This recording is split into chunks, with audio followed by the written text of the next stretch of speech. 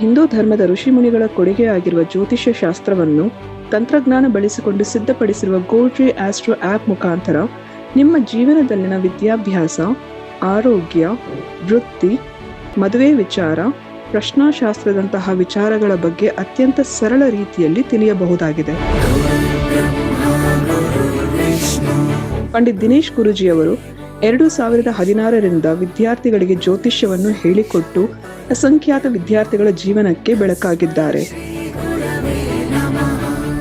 June 24ರಂದು ನಡೆಯಲಿರುವ ನಕ್ಷತ್ರನಾಡಿ ತರಗತಿಗೆ ಇಂದೇ ನೋಂದಾಯಿಸಿ. ಕೇವಲ 15 ದಿನಗಳಲ್ಲಿ ಪ್ರತಿದಿನ 2 ಗಂಟೆಯಂತೆ ಝೂಮ್ ಆಪ್ ಮುಖಾಂತರ ಆನ್ಲೈನ್ ತರಗತಿಯನ್ನು ಕಲಿಯಿರಿ. ಹೆಚ್ಚಿನ ಮಾಹಿತಿಗಾಗಿ ಇಂದೇ ನಮ್ಮ ನಕ್ಷತ್ರನಾಡಿ ತಂಡವನ್ನು ಸಂಪರ್ಕಿಸಿ. ಧನ್ಯವಾದಗಳು.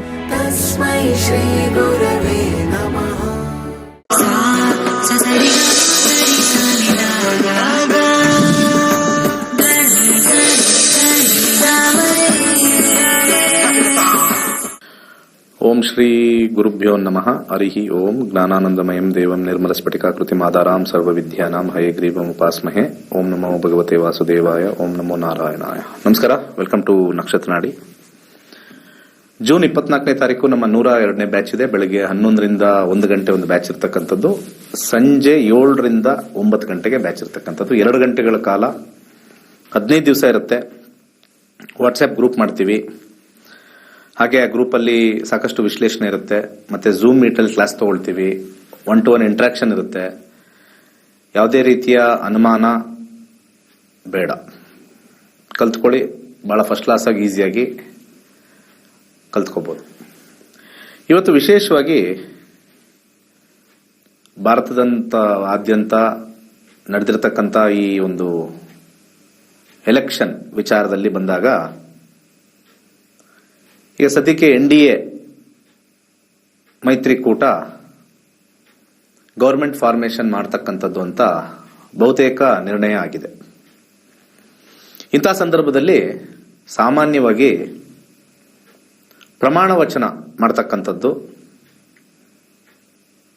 ಅಥವಾ ಕೊರೋನೇಷನ್ ಅಂತ ನಾವೇನು ಕರಿತೀವಿ, ಅಥವಾ ಸ್ವೇರಿಂಗ್ ಇನ್ ಅಂತ ನಾವೇನು ಕರಿತೀವಿ, ಆ ಟೈಮ್ನ ಆಲ್ಮೋಸ್ಟ್ ನಿಗದಿಪಡಿಸಿದ್ದಾರೆ.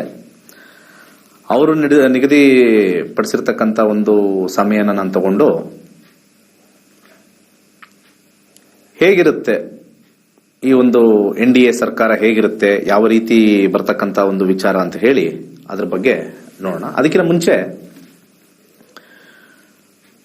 ಒಬ್ಬ ವ್ಯಕ್ತಿಯ ಜಾತಕವನ್ನ ನಾವು ನೋಡ್ಬೇಕಾದ್ರೆ ಅಲ್ಲಿ ನಾವು ಅವನ ದಶಾಭುಕ್ತಿಗಳನ್ನೆಲ್ಲ ನೋಡ್ತೀವಿ, ಅವನು ಎಲ್ಲ ಘಟನೆಗಳು ನೋಡ್ತೀವಿ. ಇದು ಮೇದಿನಿ ಜ್ಯೋತಿಷದಲ್ಲಿ ಬರ್ತಕ್ಕಂಥದ್ದು ಅಂತಂದಾಗ ಮುಹೂರ್ತ ಬಹಳ ಮುಖ್ಯವಾಗತ್ತೆ. ಮದುವೆ ವಿಚಾರದಲ್ಲಿ ಮುಹೂರ್ತಗಳು ಹೆಚ್ಚಾಗಿ ಫಲಿಸಲ್ಲ. ಯಾಕಂದ್ರೆ ಮದುವೆ ಅಂತಕ್ಕಂಥದ್ದು ಕೊನೆಯವರೆಗೂ ಇರತಕ್ಕಂಥ ಒಂದು ಬಾಂಧವ್ಯ ಆಗಿರೋದ್ರಿಂದ ಮದುವೆ ಮುಹೂರ್ತ ಒಳ್ಳೆ ಮುಹೂರ್ತ ಇಟ್ಟಿದೀವಿ ಅಂತ ಹೇಳಿ ಯಾರಾದ್ರೂ ಹೇಳಿದ್ರೆ ಅದು ಗ್ಯಾರಂಟಿ ಇಲ್ಲ. ಅವರ ಹುಡುಗ ಹುಡುಗಿಯ ಒಂದು ಮದುವೆ ಜೀವನಕ್ಕೆ 100 ಅಲ್ಲ 1000% ಗ್ಯಾರಂಟಿ ಇಲ್ಲ. ಇಲ್ಲಿ ಯಾಕೆ ನಾವು ಮುಹೂರ್ತ ನೋಡಬೇಕು ಹಾಗಿದ್ರೆ ಅಂದ್ರೆ, ಇಲ್ಲಿ ಒಂದು ನಿಗದಿತವಾಗಿರ್ತಕ್ಕಂಥ ವರ್ಷಗಳಿದಾವೆ. ಇಲ್ಲಿ 5 ವರ್ಷ ಅನ್ನೋದೊಂದು ನಿಗದಿ ಮಾಡಿರ್ತಕ್ಕಂಥದ್ದು. 5 ವರ್ಷ ಒಂದು ಸರ್ಕಾರ ಅಂತ ಹೇಳಿ ನಿಗದಿ ಮಾಡಿದ್ದಾರೆ. ಇದರಲ್ಲಿ ಯಾವುದೇ ಒಂದು ಹುಡುಗ ಹುಡುಗಿ ಮದುವೆ ಆಗ್ತಾರೆ ಮತ್ತೆ ಅವರಿಬ್ಬರು ಜಾತಕದಲ್ಲಿ ವಿಶ್ಲೇಷಣೆ ಮಾಡೋಣ ಅನ್ನೋ ಒಂದು ವಿಚಾರ ಇಲ್ಲ. ಇಲ್ಲಿ ಅನೇಕ ಗುಂಪುಗಳಿರುತ್ತೆ, ಅನೇಕ ಜನಗಳ ಒಂದು ಸಮೂಹ ಇರುತ್ತೆ. ಹಾಗೆ ಅಪೋಸಿಷನ್ ಪಾರ್ಟಿ ಅಂತೂ ಇರುತ್ತೆ. ಅಲ್ಲೂ ಒಂದಷ್ಟು ಜನ ಇರ್ತಾರೆ, ಇಲ್ಲೂ ಒಂದಷ್ಟು ಜನ, ಇಲ್ಲೊಂದು 300 ಜನ, ಅಲ್ಲೊಂದು 200-220 ಜನ, 225 ಜನ. ಯಾವ್ದಾದ್ರು ಒಂದು ವಿಚಾರದಲ್ಲಿ ಕಾಳಗಗಳು ನಡೆಯುತ್ತೆ. ಅದು ಪಾರ್ಲಿಮೆಂಟ್ ಅಲ್ಲಿ ಡಿಬೇಟ್ ಅದು ಇದು ಅಂತ ಎಲ್ಲರಿಗೂ ಗೊತ್ತಿರತಕ್ಕಂಥದ್ದು. ಇಂಥ ವಿಚಾರದಲ್ಲಿ ನಾವು ಒಂದು ಬಹಳ ಹಿಂದೆ ಯಾವ ಪಾರ್ಟಿ ಇದಾಗತ್ತೆ ಅದಾಗತ್ತೆ ಅಂತ ಬಹಳಷ್ಟು ಜನ ಹೇಳಿದ್ದಾರೆ, ಏನೇನೋ ಅವರವರ ಅನಿಸಿಕೆ ಹೇಳಿದ್ದಾರೆ. ಸೊ ನಾನು ಹೆಚ್ಚಾಗಿ ಅದರಲ್ಲಿ ಹೋಗಿಲ್ಲ. ಯಾಕಂದ್ರೆ ಪಾರ್ಟಿ ವಿನ್ನಿಂಗ್ ಅಲ್ಲಿ ಇಂಡಿವಿಜುವಲ್ ಜಾತಕ ಬಹಳ ಇಂಪಾರ್ಟೆಂಟ್ ಆಗುತ್ತೆ. ನೋಡಿ, ಒಂದೊಂದು ಸ್ಟೆಪ್ ಬೈ ಸ್ಟೆಪ್ ಹೋಗ್ಬೇಕು ನಾವು ಯಾವಾಗ್ಲೂ. ಬಿಜೆಪಿ ಗೆಲ್ಲುತ್ತಾ? ಸ್ವಲ್ಪ ಟಫ್ ಅದನ್ನ ಹೇಳಕ್ಕೆ ಜ್ಯೋತಿಷದಲ್ಲಿ. ಯಾಕಂದ್ರೆ ಒಂದು ರಾಷ್ಟ್ರೀಯ ಪಕ್ಷವಾಗಿ ಒಂದು ಪಕ್ಷಿ ನೋಟ ಹೇಳೋಕ್ ಸಾಧ್ಯ ಇದೆ, ಇಲ್ಲ ಅಂತಲ್ಲ, ಬಟ್ ಅದು ಆಲ್ಮೋಸ್ಟ್ ಒಂದು 70% ಕರೆಕ್ಟಾಗಿ ಬರುತ್ತೆ, 100% ಬರಲ್ಲ. ನಿಂತಿರ್ತಕ್ಕಂಥ ಎಲ್ಲ ಅಭ್ಯರ್ಥಿಯ ದಶಾಭುಕ್ತಿಗಳು ಬಲವಾಗಿದ್ದಾಗ ಆ ಒಮ್ಮತದ ಬಲ ಆ ಒಂದು ಪಾರ್ಟಿಗೆ ಬಲ ಕೊಡುತ್ತೆ. ಅರ್ಥ ಮಾಡ್ಕೊಳ್ಳಿ. ನಾವು ಬಿಜೆಪಿ ಆಗತ್ತಂತ ಪ್ರಶ್ನೆಶಾಸ್ತ್ರ ತಗೊಂಡ್ರೆ ಗ್ರಾಸ್ ಲೆವೆಲ್ ಅಲ್ಲಿ ಕಷ್ಟ, ನನ್ನ ಅನುಭವದಲ್ಲಿ. ಸೊ ಹಾಗೆ ಪ್ರತಿಯೊಬ್ಬರ ಒಂದು ದಶಾಭುಕ್ತಿ. ನಿಮಗೆ ಒಂದು ವಿಚಾರ ಇಲ್ಲಿ, ಈ ವಿಚಾರದಲ್ಲಿ ಸ್ಪಷ್ಟವಾಗಿ ಹೇಳಬೇಕು ಅಂತಂದ್ರೆ, ಎಲ್ಲರಿಗೂ ಕೂಡ ಈ 4-5 ದಿವಸ ಹಿಂದೆ ನಡೆದಿರ್ತಕ್ಕಂಥ ರಾಜಕೀಯ ವಿದ್ಯಮಾನಗಳೆಲ್ಲ ನೀವು ನೋಡಿದ್ದೀರಾ. ಹಿಂದಿನ ಸಮಯದಲ್ಲಿ ಅಂದ್ರೆ 2019ರಲ್ಲಿ ಗೆದ್ದಿರ್ತಕ್ಕಂಥ ವ್ಯಕ್ತಿಗಳು ಈ ಸರಿ ಗೆದ್ದಿಲ್ಲ. 2019ರಲ್ಲಿ ಸೋತಿರ್ತಕ್ಕಂಥ ವ್ಯಕ್ತಿಗಳು ಈ ಸತಿ ಗೆದ್ದಿದ್ದಾರೆ. ಜಾತಕ ಸೇಮ್ ಅಲ್ವಾ? ಹಾಗಿದ್ರೆ ಗೆದ್ದವರು ಈ ಸತಿ ಸೋತಿದ್ದಾರೆ, ಸೋತವರು ಈ ಸತಿ ಗೆದ್ದಿದ್ದಾರೆ. ಕೆಲವರು ಗೆದ್ದವರು ಮತ್ತೆ ಇನ್ನೊಂದು ಸತಿ ಗೆದ್ದಿದ್ದಾರೆ. 3 ಸಿನಾರಿಯೋದಲ್ಲೂ ಇದೆ. ಅಥವಾ ಒಂದೊಂದು ಸತಿ ಲಾಸ್ಟ್ ಟೈಮ್ ಸೋತಿದ್ರು, ಈ ಸತಿನೇ ಸೋತಿದ್ದಾರೆ. ಇವೆಲ್ಲಾ ಸಿನಾರಿಯೋ, 4 ಸಿನಾರಿಯೋದಲ್ಲಿ ರಿಸಲ್ಟ್ ಬರೋ ಟೈಮಲ್ಲಿ ದಶಾಭುಕ್ತಿ, ಅಂತರ್ಭುಕ್ತಿ, ಅವ್ರು ಹುಟ್ಟಿರುವಂತ ಒಂದು date of birth, time of birth, place of birth perfect ಆಗಿದ್ರೆ ದಶಾಭುಕ್ತಿ ಮೇಲೆ ಆ ರೀತಿ ಆಗಿದೆ. ಒಂದ್ಸತಿ ಗೆದ್ದಿದ್ದಾರೆ, ಒಂದ್ಸತಿ ಸೋತಿದ್ದಾರೆ. ಅದಕ್ಕೆ ಪ್ರತಿಯೊಬ್ಬರಿಗೂ ವೀಕ್ಷಕರು ನಾನು ಹೇಳೋದು, ಜ್ಯೋತಿಷ್ಯ ಅಂತಂದ್ರೆ ನಿಮಗೆ ದಶಾಭುಕ್ತಿ, ಅಂತರ್ಭುಕ್ತಿ ಮೇಲೆ ನಿರ್ಣಯ ಮಾಡಬೇಕು. ಅವರ ಕುಂಡಲಿ ನೋಡಿಕೊಂಡು 10ನೇ ಮನೇಲಿ ಸೂರ್ಯ ಇದ್ದಾನ, 10ನೇ ಮನೇಲಿ ಶನಿ ಇದ್ದಾನ, 10ನೇ ಮನೇಲಿ ರಾಹು ಇದ್ದಾನ, ಅಥವಾ 10ನೇ ಮನೇಲಿ ಗಜಕೇಸರಿ ಯೋಗ ಆಗಿದೆ, 10ನೇ ಮನೇಲಿ ಗುರು ಇದ್ದಾನ, ಅದೆಲ್ಲಾರ ಜಾತಕದಲ್ಲೂ ಇರುತ್ತೆ.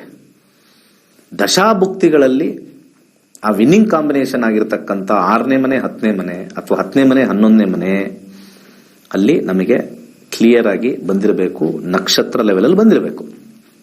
ಸೊ ಅದು ಮುಗಿದ ಕತೆ. ಈಗ ಅತಂತ್ರ ಸ್ಥಿತಿಯಾಗಿ ಒಂದು ಸ್ವಲ್ಪ NDA ಬಹುಮತ ತಗೊಂಡು ಆಲ್ಮೋಸ್ಟ್ ಎಲ್ಲ ಒಂದು ಹಂತಕ್ಕೆ ಬಂದಿದ್ದಾರೆ. ಸೊ ಇದೇ 9ನೇ ತಾರೀಕು ಭಾನುವಾರ 6 ಗಂಟೆಗೆ ಪ್ರಮಾಣ ವಚನ ಅಂತ ಹೇಳಿದ್ದಾರೆ. ಆ ಸಮಯವನ್ನ ನಾವು ಮುಹೂರ್ತ ಭಾಗದಲ್ಲಿ ತಗೊಳ್ಬೇಕು. ಯಾಕಂದ್ರೆ ಇದು ಸಮೂಹ ಆಗಿರೋದ್ರಿಂದ ಮುಹೂರ್ತ ಭಾಗ. ಅದೇ ಗಂಡ ಹೆಂಡತಿ ಅಥವಾ ವಧುವರರು ಮದುವೆ ಆಗ್ತಕ್ಕಂಥದ್ದು, ಆ ಒಂದು ಮುಹೂರ್ತನ ಬೇರೆ ರೀತಿ ತಗೊಳ್ತಾರೆ. ಬಟ್ ಅದನ್ನ ಲೈಫಲ್ಲಿ ಚೆನ್ನಾಗಿರ್ತಾನ ಅನ್ನಕ್ಕೆ ಕನ್ಸಿಡರೇಷನ್ ರಾಂಗ್. ಅದು ತಗೊಳ್ಬಾರ್ದು, ತಗೊಳ್ಳದೆ ಕೂಡುದು. ಯಾಕಂದ್ರೆ ಅದು 40 ವರ್ಷ, 30 ವರ್ಷ, 50 ವರ್ಷ ಬಾಳ್ತಕ್ಕಂಥದ್ದು. ಅದು ವೆರಿ ಡಿಫ್ರೆಂಟ್. ಅವ್ರ ಪರ್ಸನಲ್ ಹಾರೋಸ್ಕೋಪ್ ಮೇಲೆ ಡಿಪೆಂಡ್ ಆಗುತ್ತೆ. ಇಲ್ಲಿ 100 ಜನ ಇರ್ತಕ್ಕಂಥವ್ರು, ಮನಸ್ಥಿತಿಗಳು, ಪರಿಸ್ಥಿತಿಗಳು, ಅವ್ರ ದಶಾಭುಕ್ತಿಗಳು ಬದಲಾದಾಗ ಇಲ್ಲೆಲ್ಲ ಎಫೆಕ್ಟ್ ಆಗೋದು, ಅಲ್ಲೋಲ ಕಲ್ಲೋಲ ಆಗ್ತಕ್ಕಂಥ ಸಾಧ್ಯತೆ ಇದ್ದಾಗ ನಾವು ಹೆಚ್ಚಾಗಿ ಪ್ರಮಾಣ ವಚನದ ಸಮಯವನ್ನ ತಗೊಂಡು ಈ ಒಂದು ಸಮ್ಮಿಶ್ರವಾಗಿರ್ತಕ್ಕಂಥ ಸರ್ಕಾರ ಅಂತಿರೋ, ಅಥವಾ ಒಂದು ಒಕ್ಕೂಟ ಅಂತಿರೋ, ಅಥವಾ NDA ಅಂತ ಹೇಳ್ತಿರೋ, ಅದನ್ನು ನೋಡ್ತಕ್ಕಂಥ ಒಂದು ವಿಚಾರ. ಅದನ್ನ ಈಗ ಸ್ಕ್ರೀನ್ ಮೇಲೆ ಹಾಕ್ತೀನಿ ನೋಡಿ. ಇಲ್ಲಿ ತೋರಿಸಿರ್ತಕ್ಕಂಥ ಒಂದು ವಿಚಾರದಲ್ಲಿ 9 ಜೂನ್ 2024 ಸಂಜೆ 6 ಗಂಟೆ ಅಂತ ಕೊಟ್ಟಿದ್ದಾರೆ. ನಾನು ನ್ಯೂ ಡೆಲ್ಲಿ ಅಂತ ಹಾಕೊಂಡಿದ್ದೀನಿ. ಪ್ಲೇಸು ವೆರಿ ಇಂಪಾರ್ಟೆಂಟ್ ಆಗುತ್ತೆ ಡಿಗ್ರಿ ಕ್ಯಾಲ್ಕುಲೇಷನ್ ಅಲ್ಲಿ. ಸೊ ಅಂತಹ ಸಮಯದಲ್ಲಿ ಲಗ್ನ ಬಂದ್ಬಿಟ್ಟು ವೃಶ್ಚಿಕ ಲಗ್ನ ಬಂದಿದೆ. ವೃಶ್ಚಿಕ ಲಗ್ನ ವಿಶೇಷವಾಗಿ ಸ್ಥಿರ ಲಗ್ನ ಆಗಿದೆ. ಚರ ಸ್ಥಿರ ದ್ವಿಸ್ವಭಾವ, ಚರ ಸ್ಥಿರ ದ್ವಿಸ್ವಭಾವ, ಚರ ಸ್ಥಿರ ದ್ವಿಸ್ವಭಾವ, ಚರ ಸ್ಥಿರ ದ್ವಿಸ್ವಭಾವ. ಸೊ ಈ ಒಂದು ಪರಿಸ್ಥಿತಿಲಿ ನಾವು ತಗೊಂಡಾಗ, ಇದನ್ನ ಕನ್ಸಿಡರೇಷನ್ ತಗೊಂಡಾಗ, ಸ್ಥಿರ ಲಗ್ನದಲ್ಲಿ ಬಂದಿದೆ ಅಂದ್ರೆ ಸ್ಥಿರವಾಗಿರ್ತಕ್ಕಂಥ ಸಮಯದಲ್ಲಿ ಇಲ್ಲಿ ಸ್ವೇರಿಂಗ್ ಇನ್ ಆಗ್ತಾ ಇದೆ. ಇದು ಫಸ್ಟ್ ಪಾಯಿಂಟ್. ಇದು ವೆರಿ ಗುಡ್. ಸ್ಥಿರ, ಚರ ಸ್ಥಿರ ದ್ವಿಸ್ವಭಾವ, ಚರ ಸ್ಥಿರ ದ್ವಿಸ್ವಭಾವ ಎಲ್ಲ ಹಾಕಿದ್ದೀನಿ. ಸ್ಥಿರ ಲಗ್ನದಲ್ಲಿ ಈ ಒಂದು ಮೈತ್ರಿ ಸರ್ಕಾರ ಅಥವಾ NDA ಅಂತ ಏನ್ ಬೇಕಾದ್ರೆ ಕರ್ಕೊಳ್ಳಿ, ಅದು ಸ್ಥಿರದಲ್ಲಿ ಲಗ್ನ ವಿಶೇಷ. ಇದು ಮೊದಲನೇದು, ಅತ್ಯುತ್ತಮವಾಗಿದೆ. ಈ ಒಂದು ಲಗ್ನಕ್ಕೆ ಬಹಳ ವಿಶೇಷವಾಗಿ ನಾವು ನೋಡಬೇಕಾಗಿರೋದು, ಏನಾದರೂ 10ನೇ ಅಧಿಪತಿ, 11ನೇ ಅಧಿಪತಿ, ಹಾಗೆ 9ನೇ ಅಧಿಪತಿ, ಈ 3 ಗ್ರಹಗಳ ವೀಕ್ಷಣೆ ಇದ್ರೆ ಬಹಳ ಅನುಕೂಲ, ಲಗ್ನಕ್ಕೆ ಬಲ ಅಂತ ಹೇಳ್ತಾರೆ. ಅದರಲ್ಲಿ ಇಲ್ಲಿ ಸೂರ್ಯ ವೀಕ್ಷಣೆ ಆಗ್ತಾ ಇದೆ. Yes, very good. ಹಾಗೆ ಬುಧನು ವೀಕ್ಷಣೆ ಆಗ್ತಾ ಇದ್ದಾನೆ. ಈ ಸೂರ್ಯ ಮತ್ತೆ ಬುಧ ಇಲ್ಲಿ ವೀಕ್ಷಣೆ ಆಗ್ತಾ ಇರ್ತಕ್ಕಂಥದ್ದು ಲಗ್ನಕ್ಕೆ ಬಲ ಬಂದಿದೆ. ಯಾಕಂದ್ರೆ ಅವನು ದಶಮಾಧಿಪತಿ 11ನೇ ಅಧಿಪತಿ. ಯಾಕಂದ್ರೆ ದಶಮಾಧಿಪತಿ ಅಂದ್ರೆ ಅಧಿಕಾರದ ಗ್ರಹ ಲಗ್ನವನ್ನ ನೋಡ್ತಾ ಇದೆ. ಲಾಭಾಂಶದ ಗ್ರಹ ಇಲ್ಲಿ ನಮಗೆ ಲಗ್ನವನ್ನ ನೋಡ್ತಾ ಇದೆ. ಲಗ್ನ ಇನ್ನೂ ಡಬಲ್ ಬ್ಯಾಲರ್ ಗಂತರ ಬಲಿಯುತವಾಗಿದೆ. Very good.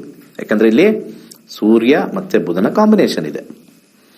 ಹಾಗೆ ಬುದ್ಧಿವಂತಿಕೆಯ ಒಂದು ಸ್ಥಾನ ಯಾವಾಗಲೂ ನಮಗೆ 5ನೇ ಮನೆ. ಯಾಕಂದ್ರೆ 5ನೇ ಮನೆ ನಮಗೆ ಪೂರ್ವ ಪುಣ್ಯ ಅಂತ ಹೇಳ್ತೀವಿ. ಒಂದು ಪಾಯಿಂಟ್. ಹಾಗೆ ಇಲ್ಲಿ ಸಪ್ತಮಾಧಿಪತಿ ಆಗಿರ್ತಕ್ಕಂಥ ಒಂದು ಶುಕ್ರ ಆಪೋಸಿಟ್. ಯಾಕಂದ್ರೆ ಇಬ್ಬರ ನಡುವೆ ನಡೀತಾ ಇದೆ. ಒಂದು ಬಿಜೆಪಿ ಪಾರ್ಟಿ, ಇನ್ನೊಂದು ಸಮ್ಮಿಶ್ರ, ಅದು 7ನೇದು. ಇದನ್ನ ಬೇರೆ ಬೇರೆ ಅದನ್ನ NDA ಅಂತ ಕರೀತಾರೆ. ಸೊ ಇವೆರಡರ ಸಮಾಗಮ ನಾವು ನೋಡ್ಬಿಟ್ಟು ಮುಂದೆ ನಾವು ನೋಡ್ತೀವಿ ಹೇಗಿದೆ ಅಂತ. ಯಾವುದೇ ಕಾರಣಕ್ಕೂ 6ನೇ ಮನೆ, 8ನೇ ಮನೆ ಹಾಗೆ 12ನೇ ಮನೆ ಸೂಚನೆ ಮಾಡಿದ್ರೆ ಮಧ್ಯದಲ್ಲೇ ಗಲಾಟೆಗಳು, ಹೊಡೆದಾಟಗಳು ಅಥವಾ ಸಪೋರ್ಟ್ ಕೊಡದೇ ಇರೋದು, ಅನೇಕ ವಿಚಾರಗಳು 6ನೇ ಮನೆ, 8ನೇ ಮನೆ, 12ನೇ ಮನೆ ಆಗತ್ತೆ. ಅದನ್ನ ಮುಂದೆ ಹೇಳ್ತೀನಿ. ಇಲ್ಲಿ ಒಂದು ವಿಶೇಷ ಏನು ಅಂತಂದ್ರೆ ನವಮಾಧಿಪತಿ ನವಮದಲ್ಲಿದೆ, ಇದು ರಾಶಿಯಲ್ಲಿ. ಅದನ್ನ ಇನ್ನು ಪ್ಲೆಸಿಡಸ್ ಸಿಸ್ಟಮ್ ಅಥವಾ ಭಾವಚಲಿತದಲ್ಲಿ ಹೋಗಿ ನೋಡಬೇಕು, ಭಾಗ್ಯವಾಗಿರ್ತಕ್ಕಂಥದ್ದು ಇದೆಯೋ ಇಲ್ವಾ ಅಂತ. ಇದು ಒಂದು. ಹಾಗೆ 4ನೇ ಮನೆಯಲ್ಲಿ ಶನಿ ಕೂತಿರೋದು, ಸ್ವಂತ ಮನೇಲಿ ಕೂತಿರತಕ್ಕಂಥದ್ದು, ಇದು ವಿಶೇಷ, ಅದ್ಭುತವಾಗಿದೆ. ಆದರೆ ಇಲ್ಲಿ 5ನೇ ಮನೆಯಲ್ಲಿ ರಾಹು ಕೂತಿದ್ದಾನೆ. ರಾಹು ಯಾವಾಗಲೂ ಕಪಟ ಅಂತ ಕರಿತೀವಿ. 5ನೇ ಮನೆ ಬುದ್ಧಿವಂತಿಕೆ ಅಂತ ಕರಿತೀವಿ. ಬುದ್ಧಿ ಮತ್ತೆ ಕಪಟ ಆಗಿರ್ತಕ್ಕಂಥ ಒಂದು ಗ್ರಹ ಇಲ್ಲಿ ಕೂತಿದೆ. ಆಮೇಲೆ ವಿಶೇಷವಾಗಿ ಲಗ್ನಾಧಿಪತಿ ಎಲ್ಲಿ ಕೂತಿದ್ದಾನೆ ಅಂತಂದ್ರೆ 6ನೇ ಮನೇಲಿ ಕೂತಿದ್ದಾನೆ. 6ನೇ ಮನೆ ಕೆಲಸದ ವಿಚಾರ, ಶತ್ರುಗಳ ವಿಚಾರ. ಯಾವಾಗಲೂ ಇಲ್ಲಿ NDA ಶತ್ರುಗಳ ಜೊತೆನೇ ಕೆಲಸ ಮಾಡ್ಕೊಳ್ತಕ್ಕಂಥ ಒಂದು ವಿಚಾರ ಇಲ್ಲಿ ಬರುತ್ತೆ. ಅಲ್ಲಿ NDA ಏನೇ ಫಾರ್ಮ್ ಆಗಿದ್ರು ಕೂಡ ಅಲ್ಲಿ ಒಳ ಶತ್ರುಗಳು ಹೆಚ್ಚಾಗಿರ್ತಾರೆ ಲಗ್ನಾಧಿಪತಿ 6ನೇ ಮನೆಯಲ್ಲಿ. ಆದ್ರೆ ನಾವು ಭಾವಚಲಿತ ನೋಡ್ಕೊಂಡು ಹೋದಾಗ ನಮಗೆ ವಿಶೇಷವಾಗಿರ್ತಕ್ಕಂಥ ಒಂದು ವಿಚಾರ ಇಲ್ಲಿ ಗೊತ್ತಾಗತ್ತೆ. ಈಗ ಇದೆಲ್ಲ ಆಯ್ತು, ಈ ತರ ಎಲ್ಲ ನಾವು ಕ್ಯಾಲ್ಕುಲೇಷನ್ ಮಾಡಿದ್ವಿ, ಎಲ್ಲ ಹೇಳಿದ್ವಿ. ಈಗ ಯಾವ ನಕ್ಷತ್ರದಲ್ಲಿ ನಾವು ಇವಾಗ ಇದು ನಮಗೆ ಕೊರೋನೇಷನ್ ಆಗ್ತಾ ಇದೆ ಅಂದ್ರೆ ಪುನರ್ವಸು ನಕ್ಷತ್ರ. ಒಂದು ವಿಶೇಷ ಏನು ಅಂತಂದ್ರೆ ಇಲ್ಲಿ ರಾಮನ ನಕ್ಷತ್ರದಲ್ಲೇ ಇದಾಗ್ತಾ ಇದೆ, ಒಂದು ಸ್ವೇರಿಂಗ್ ಇನ್ ಆಗ್ತಾ ಇದೆ. ಪುನರ್ವಸು ಅಂತ ಹೇಳಿ ರಾಮನ ನಕ್ಷತ್ರ ಹೇಳ್ತಾರೆ. ಸೊ ಪುನರ್ವಸು ನಕ್ಷತ್ರ 4ನೇ ಪಾದದಲ್ಲಿ ಆಗ್ತಾ ಇದೆ. ಪುನರ್ವಸು ಅಧಿಪತಿ ಗುರು ಆಗಿದ್ದಾನೆ. ಸೊ ಇಲ್ಲಿ ಗುರು 2ನೇ ಮನೆ ಅಧಿಪತಿ, 5ನೇ ಮನೆ ಅಧಿಪತಿ ಮತ್ತೆ 7ನೇ ಮನೆ ಅಧಿಪತಿ ಆಗಿದ್ದಾನೆ. ಫಸ್ಟ್ ಈ ಗುರು ಎಲ್ಲಿವರೆಗೂ ಇರ್ತಾನೆ, ಅವನ ಕಾಂಬಿನೇಷನ್ ಚೆನ್ನಾಗಿದೆಯಾ ಅಂದ್ರೆ ಇವರ ಕಾಂಬಿನೇಷನ್ ಹೇಳುತ್ತೆ. ದಶಾಭುಕ್ತಿ ಮೇಲೆ ನೋಡೋಣ. ಈಗ ನಾವು ವಿಂಶೋತ್ತರಿ ದಶಾ ಅಂತ ಹೇಳ್ತೀವಿ. 2025 ಕೊನೆ ಅಂದ್ರೆ ಇಲ್ಲಿಂದ 1 ವರ್ಷ 7-8 ತಿಂಗಳು. ಈಗ ಆಲ್ರೆಡಿ ಜೂನ್ ಮುಗೀತು. July, August, September, October, November, December. 1 ವರ್ಷ 6 ತಿಂಗಳು ಮಾತ್ರ ಗುರು ಇರ್ತಾನೆ. 1 ವರ್ಷ 6 ತಿಂಗಳು ಮಾತ್ರ ಗುರು ಇರ್ತಾನೆ. ನೋಡ್ಬೇಕದು ಗುರುವಿನ ಒಂದು ಪವರ್ ಜಾಬ್ ಅಲ್ಲಿ ಹೇಗಿರುತ್ತೆ ಅಂತ ನೋಡಿದಾಗ ಫಸ್ಟ್ ಗುರುವಿನ ಕಾಂಬಿನೇಷನ್ ಅಲ್ಲಿ 7, 2, 5 ಅದ್ಭುತವಾಗಿದೆ. ಅಂದ್ರೆ ಇವರು ಒಟ್ಟಿಗೆನೇ ಇರ್ತಾರೆ. ಸಣ್ಣ ಪುಟ್ಟ ಸಮಸ್ಯೆ ಇರುತ್ತೆ, ಅದನ್ನ ಆಮೇಲೆ ಹೇಳ್ತೀನಿ. ಆಮೇಲೆ ನಕ್ಷತ್ರದಲ್ಲಿ ಇರ್ತಕ್ಕಂಥದ್ದು 7ನೇ ಮನೆ ಮತ್ತೆ 10ನೇ ಮನೆ ನಕ್ಷತ್ರ. ಗುರು ಇರ್ತಕ್ಕಂಥ ನಕ್ಷತ್ರ ಬಹಳ ಇಂಪಾರ್ಟೆಂಟ್ ಆಗುತ್ತೆ. ಇಲ್ಲಿ ಚಂದ್ರನ ನಕ್ಷತ್ರದಲ್ಲಿದೆ, ಚಂದ್ರನ ಅಲ್ಲ ಸಾರಿ, ಈ ಒಂದು 7, 10 ಮೇಲೆ ತಗೊಂಡೋಗ್ತೀನಿ. ಸೂರ್ಯನ ನಕ್ಷತ್ರದಲ್ಲಿದೆ ಅಂದ್ರೆ ಕೃತಿಕಾ ನಕ್ಷತ್ರದಲ್ಲಿ ಈ ದಶಾ ನಡೀತಾ ಇದೆ. ಹಾಗೆ ಇಲ್ಲಿ ಬರ್ತಕ್ಕಂಥ ಸಬ್ ಲಾರ್ಡ್ ಬಂದ್ಬಿಟ್ಟು ಇಲ್ಲಿ ನಮಗೆ 7 ಮತ್ತೆ 12 ಕಾಂಬಿನೇಷನ್ ಬಂದಿರೋದ್ರಿಂದ ಶುಕ್ರನ ಆಧಿಪತ್ಯದಲ್ಲಿ ಬಂದಿದೆ. ಎಲ್ಲವೂ ಕೂಡ 7, 7, 7 ಬಂದಿರೋದ್ರಿಂದ 2025 ಡಿಸೆಂಬರ್ ವರೆಗೂ ಏನೂ ಸಮಸ್ಯೆ ಇಲ್ಲ, ಒಟ್ಟಾಗಿ ಹೋಗ್ತಾರೆ. ಅದಾದ್ಮೇಲೆ ಶನಿಗೆ ಬರೋಣ. ಶನಿ ಕಾಂಬಿನೇಷನ್ ಅಲ್ಲಿ ನಮಗೆ 4ನೇ ಮನೆಯಲ್ಲಿ ಶನಿ ಕೂತಿದೆ, ಬಹಳ ಸ್ವಂತ ಮನೇಲಿ ಕೂತಿದೆ, ಉತ್ತಮ. ನಕ್ಷತ್ರ ಕೂಡ 7ನೇ ಮನೆ, 2ನೇ ಮನೆ, 5ನೇ ಮನೆ, ಅದು ಗುರುವಿನ ನಕ್ಷತ್ರದಲ್ಲೇ ಬಂದಿದೆ, ಅದು ಉತ್ತಮ. ಕೊನೆಗೆ ಸಬ್ಲಾರ್ಡ್ ಬಂದ್ಬಿಟ್ಟು 7, 8, 11ರಲ್ಲಿ ಕೂತಿರ್ತಕ್ಕಂಥದ್ದು, ಇದು ಕೂಡ ಉತ್ತಮ. ಇದು ಬಂದಿರತಕ್ಕಂತ ಒಂದು ಗ್ರಹ 7, 8, 11 ಬುಧನಿಂದ ಬಂದಿದೆ. ಸೊ ಇಲ್ಲಿ ಆಲ್ಮೋಸ್ಟ್ ನೆಕ್ಸ್ಟ್ ಬರ್ತಕ್ಕಂಥ ದಶಾನೂ ಕೂಡ ಹೆಚ್ಚು ಕಮ್ಮಿ ಯಾವುದೇ ಒಂದು ಗಲಾಟೆ ಆಗದೇ ಇರತಕ್ಕಂತ ಒಂದು ಮೇಜರ್ ಆಗಿ ನಾವಿಲ್ಲಿ ಹೇಳ್ಬೋದು. ಆದರೆ ಮಧ್ಯ ಮಧ್ಯದಲ್ಲಿ ಗಲಾಟೆ ಆಗುತ್ತಾ ಅಂತ ನೋಡಕ್ಕೆ ನಾವು ಭುಕ್ತಿಗಳು ನೋಡ್ಕೊಂಡು ಹೋಗ್ಬೇಕು. ಮಧ್ಯದಲ್ಲಿ ಗಲಾಟೆ ಆಗ್ತಕ್ಕಂತ ಗ್ರಹಗಳು, ಬುಧ ಸ್ವಲ್ಪ ತೊಂದರೆ ಕೊಡ್ತಾನೆ, ಕೇತು ಸ್ವಲ್ಪ ತೊಂದರೆ ಕೊಡ್ತಾನೆ. ಇವೆರಡೇ ಗ್ರಹ ಬಂದಾಗ ಈ ಸರ್ಕಾರದಲ್ಲಿ NDA ಸರ್ಕಾರದಲ್ಲಿ ಸಮಸ್ಯೆ ಉಂಟಾಗುತ್ತೆ. ಈ ಬುಧ ಭುಕ್ತಿ ಮತ್ತೆ ಕೇತು ಭುಕ್ತಿ ಯಾವಾಗ ಬರುತ್ತೆ ಅಂತಂದಾಗ ನಾವಿಲ್ಲಿ ದಶಾದಲ್ಲಿ ಹೋಗಿ ಗುರುವಿನ ಕಾಂಬಿನೇಷನ್ ನೋಡಿದಾಗ 2025 ಡಿಸೆಂಬರ್ ವರೆಗೂ ಅಷ್ಟೇನು ಸಮಸ್ಯೆ ಇಲ್ಲ. ರಾಹು ತಗೊಂಡೋಗ್ತಾನೆ ಭುಕ್ತಿಗಳಲ್ಲಿ. ಅಂತರ್ಭುಕ್ತಿಗಳಲ್ಲಿ ಸ್ವಲ್ಪ ಸಮಸ್ಯೆ ಕಾಡುತ್ತೆ. ಅಂತರ್ಭುಕ್ತಿಗಳಲ್ಲಿ ಸ್ವಲ್ಪ ಸಮಸ್ಯೆ ಅದು ಬರ್ತಕ್ಕಂಥದ್ದು 2024 ಆಗಸ್ಟ್ ಇಂದ ಜನವರಿವರೆಗೂ ಏನೋ ಒಂದ್ ಸ್ವಲ್ಪ ಶೇಕ್ ಆಗುತ್ತೆ. ಶೇಕ್ ಆಗೇ ಆಗತ್ತೆ. 8 ಆಗಸ್ಟ್ 2024ರಿಂದ 30 ಜನವರಿ 2025 ಯಾರಾದ್ರೂ ಒಬ್ರು ಒಂಚೂರು ಆ ಕಡೆ ಈ ಕಡೆ ಅದ್ ನಮ್ಗೆ ಸರಿ ಇಲ್ಲ, ಇದು ಸರಿ ಇಲ್ಲ, ಅದ್ ಬಂದಿಲ್ಲ ಅಂದ್ರೆ ಕಿತಾಪತಿ ಟೈಮು. ಆದ್ರೆ ಮೈಲ್ಡ್ ಅಲ್ಲಿರುತ್ತೆ. ಅಂತರ್ಭುಕ್ತಿ ಮೈಲ್ಡ್. ದಶಾ ವೆರಿ ಇಂಪಾರ್ಟೆಂಟ್, ಭುಕ್ತಿ ವೆರಿ ಇಂಪಾರ್ಟೆಂಟ್. ಅಂತರ್ಭುಕ್ತಿ ಮೈಲ್ಡ್ ಅಲ್ಲಿರುತ್ತೆ. ದಶಾ ವೀಕ್ ಆಗ್ಬಿಟ್ರೆ ಎಲ್ಲ ಬಿದೋಗ್ಬಿಡುತ್ತೆ. ದಶಾ ಭುಕ್ತಿ ಸ್ಟ್ರಾಂಗ್ ಇರೋದ್ರಿಂದ ಅತ್ಯುತ್ತಮವಾಗಿರುತ್ತೆ. ಇದು ಸ್ಥಿರವಾಗಿ ನಡೆಯುತ್ತೆ. ಇದು ಒಂದೇದು. ನೆಕ್ಸ್ಟ್ 25 ಆದ್ಮೇಲೆ ಶನಿ ಬರ್ತಾನೆ. ಶನಿ ಬಂದಾಗ ನೆಕ್ಸ್ಟ್ ಅಲ್ಲಿ 2028 ಡಿಸೆಂಬರ್ ಆದ್ಮೇಲೆ ಬುಧ ಬರ್ತಾನೆ. ಸೊ ಆಲ್ಮೋಸ್ಟ್ ನನ್ನ ಪ್ರಕಾರ 80 to 90% ಇದರಲ್ಲಿ ಏನು ಪ್ರಾಬ್ಲಮ್ ಬರಲ್ಲ. ಯಾವುದೇ ರೀತಿ ತೊಂದರೆ ಆಗಲ್ಲ. ಪರಿಪೂರ್ಣವಾಗಿ 5 ವರ್ಷ ಸಣ್ಣ ಪುಟ್ಟ ಗಲಾಟೆಯಿಂದ ಕಂಪ್ಲೀಟ್ ಮಾಡ್ತಾರೆ. ಯಾಕಂದ್ರೆ ಇವಾಗ 25 ಅಂದ್ರೆ 24 ಅಂದ್ರೆ 25, 26, 27, 28, 29 ಬರುವಷ್ಟಕ್ಕೆ ಕರೆಕ್ಟ್ ಆಗಿ ಶನಿ ದಶ ಶನಿ ಭುಕ್ತಿ ಡಿಸೆಂಬರ್ ಮುಗಿದು 29ಕ್ಕೆ ಬುಧ ಬಂದಾಗ ಅತಂತ್ರ ಆಗ್ತಕ್ಕಂಥದ್ದು, ಸಮಸ್ಯೆ ಆಗ್ತಕ್ಕಂಥದ್ದು ಆಲ್ರೆಡಿ ರೆಡಿ ಇದೆ. ಸೊ ಇಲ್ಲಿ ಕ್ಲಿಯರ್ ಮೆನ್ಷನಿಂಗ್ ದಶಾಭುಕ್ತಿಗಳಲ್ಲಿ ನೋಡಿದಾಗ ಯಾವುದೇ ಸಮಸ್ಯೆ ಇಲ್ಲ, ಸಣ್ಣ ಪುಟ್ಟ ಇದ್ದೇ ಇರುತ್ತೆ. ಇದು ಮೊದಲನೇದು. ಇಲ್ಲಿ ಮತ್ತೆ ರಾಜನ ನೋಡೋಣ. ಇಲ್ಲಿ ರಾಜನ ಕಾಂಬಿನೇಷನ್ ನೋಡಿದಾಗ 10ನೇ ಮನೆ ಲೀಡರ್ ಅಂತ ಕರೀತಾರೆ. ಈ ಲೀಡರ್ ಬಂದ್ಬಿಟ್ಟು ಸೂರ್ಯ ಆಗಿರ್ತಕ್ಕಂಥದ್ದು. ಸೂರ್ಯನ ಬಗ್ಗೆ ಒಂದ್ ಸ್ವಲ್ಪ ಸ್ಟಡಿ ಮಾಡ್ಬೇಕು ನಾವು. ಸೂರ್ಯ ಹೇಗಿದ್ದಾನೆ ಅಂತ. ಸೂರ್ಯ 7ನೇ ಮನೆ ತೋರಿಸ್ತಾ ಇದ್ದಾನೆ, ಸಮ್ಮಿಶ್ರ ಇದೆ. ಆದರೆ 5 ಮತ್ತೆ 4 ಒಳ್ಳೇದಲ್ಲ. ಪ್ರೈಮ್ ಮಿನಿಸ್ಟ್ರು ಈಗ ಯಾರನ್ನ ಡಿಸೈಡ್ ಮಾಡ್ತಾರೆ ಅವರು ನಿಲ್ತಕ್ಕಂಥದ್ದು ಇರ್ತಕ್ಕಂಥದ್ದು ಸ್ವಲ್ಪ ಡೌಟ್ಫುಲ್ ಆಗುತ್ತೆ. ಮಧ್ಯದಲ್ಲಿ 5 ವರ್ಷದಲ್ಲಿ ಕಂಪ್ಲೀಟ್ ಟರ್ಮ್ ಮಾಡದೇ ಇರತಕ್ಕಂತ ಒಂದು ಸಾಧ್ಯತೆ. ಆಸ್ ಎ NDA ಕಂಪ್ಲೀಟ್ ಆಗುತ್ತೆ. ಆಸ್ ಎ ಇಂಡಿವಿಜುವಲ್ ಅಲ್ಲಿ ತಕರಾರಿದೆ. As a individual, as a leader, ನಾವು ಲೀಡರ್ನ 10ನೇ ಮನೆ ನೋಡ್ತೀವಿ, ಅಲ್ಲಿ 5 ಬಂದಿರೋದ್ರಿಂದ ಸ್ವಲ್ಪ ಅತಂತ್ರ ಆಗ್ತಕ್ಕಂಥದ್ದು. ಮಧ್ಯದಲ್ಲಿ ಏನಾರು ಒಂದು ಸಮಸ್ಯೆ ಬರ್ತಕ್ಕಂಥದ್ದು ಇಲ್ಲಿ 5ನೇ ಮನೆ ತೋರಿಸ್ತಾ ಇದೆ. ಆ 5ನೇ ಮನೆ ಮಂಗಳನ ನಕ್ಷತ್ರದಲ್ಲಿರೋದ್ರಿಂದ ಮಂಗಳ ಯಾವ್ದಾದ್ರು ಒಂದು ಮಂಗಳನ ಒಂದು ಫೈಟ್ಸ್ ಅಲ್ಲೋ ಒಂದು ಗಲಾಟೆಲೋ ಆ ವಿಚಾರದಲ್ಲಿ ಸ್ವಲ್ಪ ಏನಾದ್ರೂ ಒಂದ್ ಸ್ವಲ್ಪ ಬ್ಯಾಡ್ ನೇಮ್ ಏನಾದ್ರು ಬಂದು ಒಂದ್ ಸ್ವಲ್ಪ ಡಿಸ್ಟರ್ಬ್ ಆಗ್ತಕ್ಕಂಥದ್ದು ಮಧ್ಯಭಾಗದಲ್ಲಿ ಇರ್ತಕ್ಕಂಥ ಸಾಧ್ಯತೆ ಹೆಚ್ಚು. ಆದ್ರೂ ಕೂಡ ಇದಿರ್ತಕ್ಕಂಥ ನಕ್ಷತ್ರ ಹತ್ತಿರೋದ್ರಿಂದ ಸ್ವಲ್ಪ ನನ್ನ ಕ್ಯಾಲ್ಕುಲೇಷನ್ ಪ್ರಕಾರ ಏನೇ ಬಂದರೂ ಕೂಡ ಕಂಪ್ಲೀಷನ್ ಆಗ್ತಕ್ಕಂಥ ಸಾಧ್ಯತೆ ಬಹುತೇಕ ಇರೋದ್ರಿಂದ ಆದ್ರೂ ಕೂಡ ನಾನು 50-50 ಚಾನ್ಸ್ ಕೊಡ್ತೀನಿ. 50% for the present leader. As a NDA ಮುಂದೆ ಹೋಗುತ್ತೆ.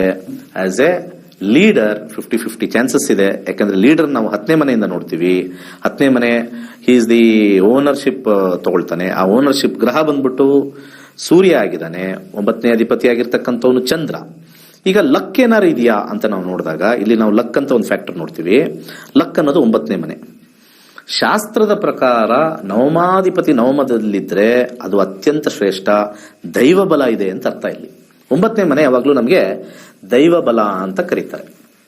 ಈ ದೈವ ಬಲ ಇದೆಯಾ ಅಂತ ನೋಡಿದಾಗ ಮೇಲ್ನೋಟಕ್ಕೆ ಫಸ್ಟ್ ಕ್ಲಾಸ್ ಆಗಿದೆ. ನವಮಾಧಿಪತಿ ನವಮದಲ್ಲಿ ಫಸ್ಟ್ ಕ್ಲಾಸ್ ಆಗಿದೆ.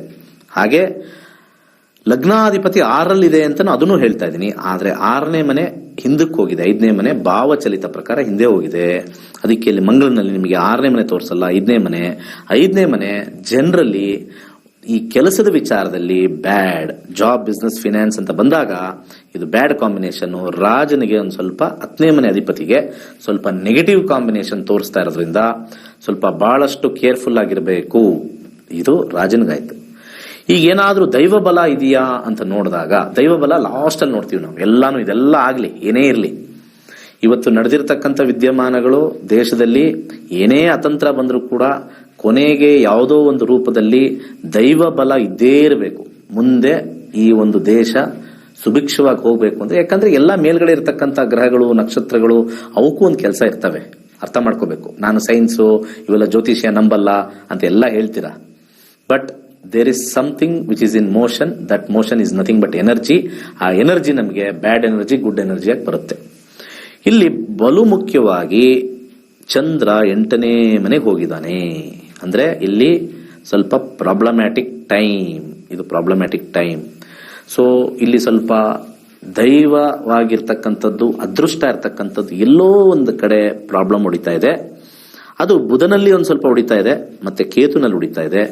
ನಾನು ಆಲ್ರೆಡಿ ಹೇಳಿದಂಗೆ ಈ ಮಧ್ಯಭಾಗ ಆಗಸ್ಟ್ ಇಂದ ಡಿಸೆಂಬರ್ ವರೆಗೂ ಸ್ವಲ್ಪ ಪಾರಾಗ್ಬಿಟ್ರೆ ಜನವರಿ 2025ರಿಂದ ಏನೂ ಪ್ರಾಬ್ಲಮ್ ಆಗಲ್ಲ. ಸೊ ಇಲ್ಲಿ ಏನೋ ಒಂದು ಸ್ವಲ್ಪ ಶೇಕಿ ಸಿಚುಯೇಷನ್ ಬರ್ತಕ್ಕಂಥ ಚಾನ್ಸಸ್ಸು. ಅದರಲ್ಲಿ ಚಂದ್ರನ ಒಂದು ಬಿಂದುವಲ್ಲಿ ಬುಧನ ಭುಕ್ತಿ, ಹಾಗೆ ಇಲ್ಲಿಂದ ನಮಗೆ ಕೇತುವಿನ ಭುಕ್ತಿ ನಮಗೆ ಸ್ವಲ್ಪ ನೆಗೆಟಿವ್ ಕಾಂಬಿನೇಷನ್ ತೋರಿಸುತ್ತೆ. ಯಾಕಂದ್ರೆ ಇಲ್ಲಿ ನಾವು ದಶಾಭುಕ್ತಿಗೆ ಹೋದಾಗ, ಸ್ವಲ್ಪ ಗುರುವಿನ ಕಾಂಬಿನೇಷನ್ ಹೋದಾಗ, ರಾಹುವಿನ ಭುಕ್ತಿಗೆ ಹೋದಾಗ, ರಾಹುನು ಕೂಡ ಅಲ್ಲಿ 5ನೇ ಮನೇಲಿ ಕೂತಿದ್ದಾನೆ.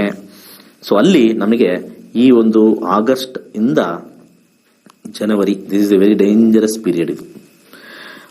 ಇದು ಮೋಸ್ಟ್ ಡೇಂಜರಸ್. ಇದು ಫಾರ್ ಲೀಡರ್ಶಿಪ್ ಹೇಳ್ತಾ ಇದ್ದೀನಿ, ನಾಟ್ ಫಾರ್ ಇಂಡಿಯಾ. ಲೀಡರ್ಶಿಪ್ ಅಲ್ಲಿ ಏನ್ ಬೇಕಾದ್ರೂ ಆಗ್ಬೋದು. ನಾವು ಅನ್ಕೊಂಡಿದ್ದೊಂದು ಅಲ್ಲಿ ಆಗೋದೊಂದು ಆಗೋ ಸಾಧ್ಯತೆ ಇಲ್ಲಿ ವೆರಿ ಸ್ಟ್ರಾಂಗ್ ಆಗಿದೆ. 10ನೇ ಮನೆ ಶೇಕ್ ಆಗಕ್ಕೆ ಈ period very very very very negative. So August ಆದ್ಮೇಲೆ ಡಿಸೆಂಬರ್ ಜನವರಿ ಒಳಗಡೆ. ಸೊ ಹಾಗೆ ಇಲ್ಲಿ ರಾಹು ಭುಕ್ತಿ ನಡೀತಾ ಇರೋದ್ರಿಂದ ನೆಕ್ಸ್ಟ್ ನಿಮಗೆ ಇಲ್ಲಿ 4ನೇ ಮನೆ ತೋರಿಸುತ್ತೆ. Okay, something good. 5ನೇ ಮನೆಯಿಂದ 4ನೇ ಮನೆಗೆ ಬಂದಿದೆ, ಫರ್ಮ್ ಆಗಿದೆ. ನಕ್ಷತ್ರದಲ್ಲಿ 7ನೇ ಮನೆ ತೋರಿಸ್ತಾ ಇದೆ, ಇದರಲ್ಲೂ 7ನೇ ಮನೆ ತೋರಿಸ್ತಾ ಇದೆ. ಆದರೆ ಬುಧನ ಆಧಿಪತ್ಯದಲ್ಲಿ ಬಿದ್ದಾಗ ಸ್ವಲ್ಪ ಅಲ್ಲಿ ಸ್ವಲ್ಪ ಎಲ್ಲೋ ಒಂದು ಕಡೆ ಬುಧ ಕನ್ನಿಂಗ್ ಪ್ಲಾನೆಟ್ ಆಗಿರೋದ್ರಿಂದ Rahu will give ಕನ್ನಿಂಗ್ people inside. ಕನ್ನಿಂಗ್ people ಇದ್ದೇ ಇರ್ತಾರೆ.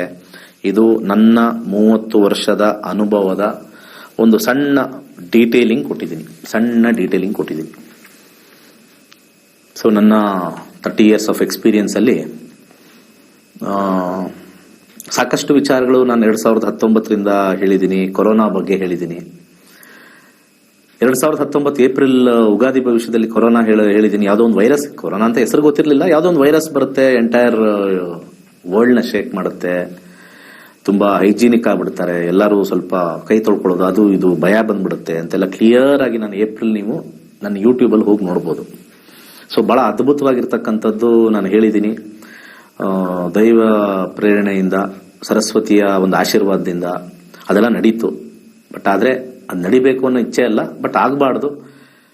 ಜ್ಯೋತಿಷ್ಯ ಸತ್ಯ ಅನ್ನಕ್ಕೆ ಅದೊಂದು ಮೂಲ ಕಾರಣ. ಹಾಗೆ 2020-21ರಲ್ಲಿ ಬಹಳಷ್ಟು ವಿಚಾರಗಳನ್ನು ನಾನು ಹೇಳಿದ್ದೀನಿ.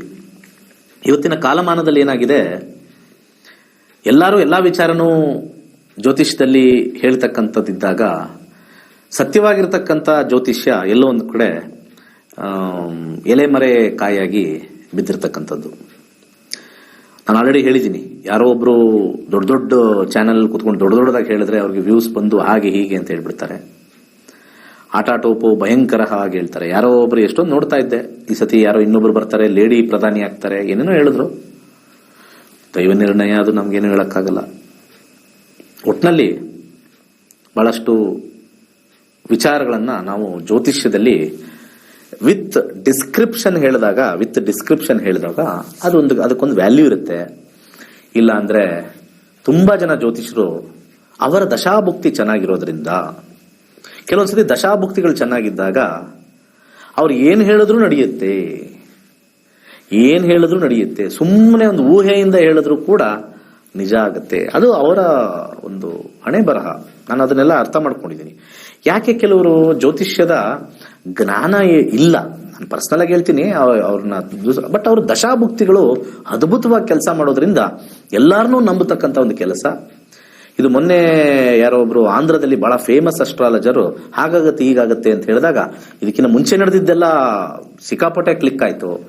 ಈಗ ಆಂಧ್ರದಲ್ಲಿ ನಡೆದಿರ್ತಕ್ಕಂಥ ವಿದ್ಯಮಾನಗಳೆಲ್ಲ ಫ್ಲಾಪ್ ಆಗಿ, ಟ್ರೋಲ್ ಆಗಿ, ಅವರು ಎಲ್ಲಾ ಸುಳ್ಳು ಅಂತ ಹೇಳಿ ಬಹಳಷ್ಟು ಚೇಂಜಸ್ ಆಗುತ್ತೆ. ಸೊ ದಶಾಭುಕ್ತಿಗಳು ಸ್ಟ್ರಾಂಗ್ ಇದ್ದು ಅವ್ರೇನಾದ್ರು ತಪ್ಪು ಹೇಳಿದ್ರು ಕೂಡ ಒಪ್ಪಾಗ್ಬಿಡುತ್ತೆ, ಕರೆಕ್ಟ್ ಆಗ್ಬಿಡುತ್ತೆ. ಜ್ಞಾನದಿಂದ ಹೇಳಿದ್ರೆ ಎಂತ ದಶ ಇರಲಿ ಕೆಟ್ಟ ದಶ ಇರಲಿ ಅವನ ಜೀವನದಲ್ಲಿ ಕೆಟ್ಟದಾಗತ್ತೆ, ಅವನು ಹೇಳೋ ಸರಸ್ವತಿ ನಾಲಿಗೆಯಲ್ಲಿ ಕೆಟ್ಟದಾಗಲ್ಲ. ಅರ್ಥ ಮಾಡ್ಕೊಳ್ಳಿ ನಾನು ಹೇಳಿದ್ದು ವಿಚಾರ. ಸೊ ಓಕೆ, ಒಳ್ಳೇದಾಗ್ಲಿ ಎಲ್ಲರಿಗೂ. ನಾವು ಚಿಕ್ಕವರು ಸಣ್ಣವರು, ನಾವು ಒಳ್ಳೆ ಒಂದು ನಾಯಕತ್ವ ಬರಲಿ, ಎಲ್ಲರೂ ನೆಮ್ಮದಿಯಾಗಿರ್ಲಿ, ಎಲ್ಲರಿಗೂ ಏನೇನು ಕಷ್ಟಗಳಿದೆ ಅದೆಲ್ಲ ಹೋಗ್ಲಿ. ಹಾಗೆ ಅವ್ರು ಹಾಕಿರ್ತಕ್ಕಂಥ ಯೋಜನೆಗಳೆಲ್ಲ ಸಫಲತೆಯಾಗಿ ನಮ್ಮ ಪ್ರಕೃತಿನ ಉಳಿಸಿ ಬೆಳೆಸಿ ನೆಮ್ಮದಿಯಾಗಿರ್ತಕ್ಕಂಥದ್ದೇ ಇಂಪಾರ್ಟೆಂಟು. ಪ್ರತಿ 5 ವರ್ಷನೂ ನಾವು ಈ ಥರನೇ ಒಳ್ಳೆ ಆಡಳಿತ, ಗುಡ್ ಗವರ್ನೆನ್ಸ್ ಅಂತ ಅವ್ರು ಹೇಳ್ತಾರೆ, ಹಂಗೆ ಮಾಡ್ಕೊಳ್ತಕ್ಕಂಥದ್ದು ಒಳ್ಳೇದು. ಸೊ ಚೆನ್ನಾಗಿರ್ಲಿ, ಒಳ್ಳೇದಾಗ್ಲಿ ಎಲ್ಲರಿಗೂ ಕೂಡ. ಸರ್ವೇ ಜನ ಸುಖಿನೋ ಭವಂತು. ನಮ್ಮ ಹಿಂದೂ ಧರ್ಮದ ಋಷಿಮುನಿಗಳ ಕೊಡುಗೆ ಆಗಿರುವ ಜ್ಯೋತಿಷ್ಯ ಶಾಸ್ತ್ರವನ್ನು ತಂತ್ರಜ್ಞಾನ ಬಳಸಿಕೊಂಡು ಸಿದ್ಧಪಡಿಸಿರುವ ಗೋಲ್ಡ್ ಟ್ರೀ ಆಸ್ಟ್ರೋ ಆಪ್ ಮುಖಾಂತರ ನಿಮ್ಮ ಜೀವನದಲ್ಲಿನ ವಿದ್ಯಾಭ್ಯಾಸ, ಆರೋಗ್ಯ, ವೃತ್ತಿ, ಮದುವೆ ವಿಚಾರ, ಪ್ರಶ್ನಾಶಾಸ್ತ್ರದಂತಹ ವಿಚಾರಗಳ ಬಗ್ಗೆ ಅತ್ಯಂತ ಸರಳ ರೀತಿಯಲ್ಲಿ ತಿಳಿಯಬಹುದಾಗಿದೆ. ಪಂಡಿತ್ ದಿನೇಶ್ ಗುರುಜಿಯವರು 2016ರಿಂದ ವಿದ್ಯಾರ್ಥಿಗಳಿಗೆ ಜ್ಯೋತಿಷ್ಯವನ್ನು ಹೇಳಿಕೊಟ್ಟು ಅಸಂಖ್ಯಾತ ವಿದ್ಯಾರ್ಥಿಗಳ ಜೀವನಕ್ಕೆ ಬೆಳಕಾಗಿದ್ದಾರೆ. ಜೂನ್ 24ರಂದು ನಡೆಯಲಿರುವ ನಕ್ಷತ್ರ ನಾಡಿ ತರಗತಿಗೆ ಇಂದೇ ನೋಂದಾಯಿಸಿ. ಕೇವಲ 15 ದಿನಗಳಲ್ಲಿ ಪ್ರತಿದಿನ 2 ಗಂಟೆಯಂತೆ ಝೂಮ್ ಆಪ್ ಮುಖಾಂತರ ಆನ್ಲೈನ್ ತರಗತಿಯನ್ನು ಕಲಿಯಿರಿ. ಹೆಚ್ಚಿನ ಮಾಹಿತಿಗಾಗಿ ಇಂದೇ ನಮ್ಮ ನಕ್ಷತ್ರ ನಾಡಿ ತಂಡವನ್ನು ಸಂಪರ್ಕಿಸಿ. ಧನ್ಯವಾದಗಳು.